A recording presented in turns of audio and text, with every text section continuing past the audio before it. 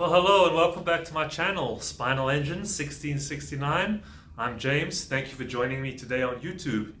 And today I wanted to go over a little bit more about the diagnosis for the obstructive sleep apnea and whether my book is going to be the right choice for you. I had you do a breath test, and that demonstrated whether the back of your neck was contracted or not.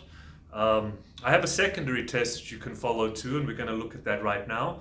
And that is when you look at somebody from the side and they have their eyes just resting on the horizon, they're not looking up or down, their just eyes are resting on the horizon, and then you notice where they believe the top of the head is, and that is which part of the head they are holding the highest.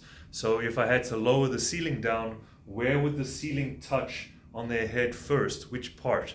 And that is the part of the head that people believe to be the highest part, and that is the part that they hold the highest.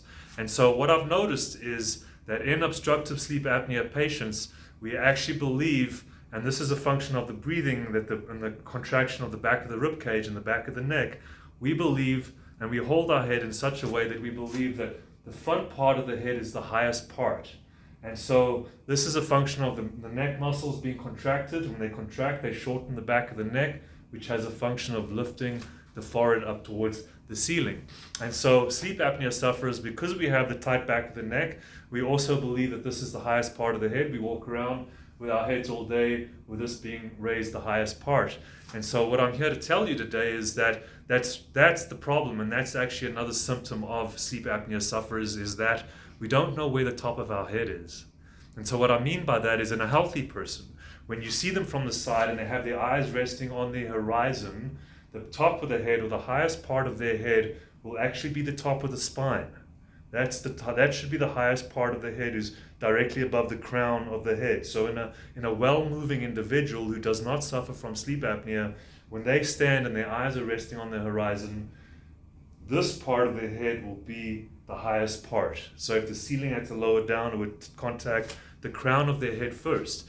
And so you can see this in well-moving people like our newscasters and news presenters. When they're doing a newscast and they're looking directly at the camera, their eyes are resting on the horizon.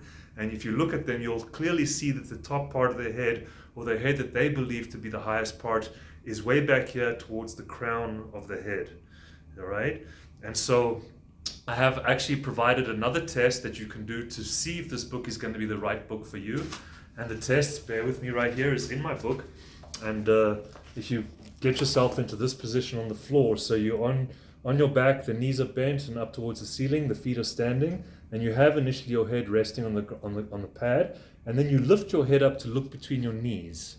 But you don't lift your head up so high that the stomach muscles contract and the shoulders lift. You really ideally want to keep the shoulders resting on the floor, and you just lift the head to look between the knees, and you lift by the mechanism of making that part of your head longer, the crown, and the front part needs to get shorter, and the crown will come up of the head. And so if you get into that position and you find yourself that you can't hold the position for much longer than 30 or 40 seconds like that, without the neck muscles getting severely worked, then I can honestly say that this book is the right book for you. It's a second test that you can do, and having the neck muscles contracted in such a way that you don't know where the top of the head is actually synonymous with the neck muscles contracting because the rib cage, because of your faulty breath pattern. So sleep apnea sufferers actually suffer from a corrupted breath pattern, and also not knowing where the top of the head is. So which one came first is which did the chicken or the egg come first?